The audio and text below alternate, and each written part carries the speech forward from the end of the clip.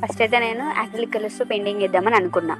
ఆ తర్వాత acrylic colours కోసమని చాలా తిరిగాను, కానీ చాలా కాస్ట్ ఉండే.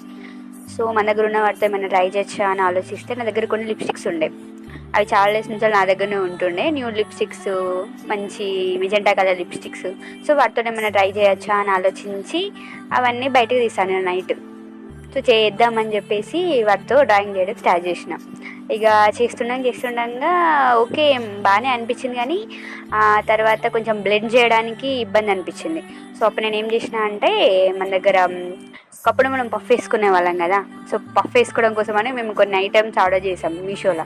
అందులో నుంచి వెళ్ళి ఆ బ్లాక్ కలర్ పఫ్ ఉంది కదా, అక్కడ నుంచి వెళ్ళి తీసుకుని దాంతో బ్లెండ్ చేసినాం. ఇక అవుట్లైన్కి వచ్చేసి ఐలైనర్ యూజ్ చేసిన. లాస్ట్కి కొంచెం మిస్సింగ్ అనిపించేసరికి మొత్తం పేజ్ మొత్తాన్ని కూడా నేను ఏదైతే నేను బీట్రూట్ కలర్ వచ్చేలా చూద్దామని అనుకున్నాం. అట్లా డార్క్ కలర్ వచ్చేలా చూద్దాం అనుకున్నాం. వచ్చేసింది. ఇది లాస్ట్ అవుట్పుట్ అనమాట.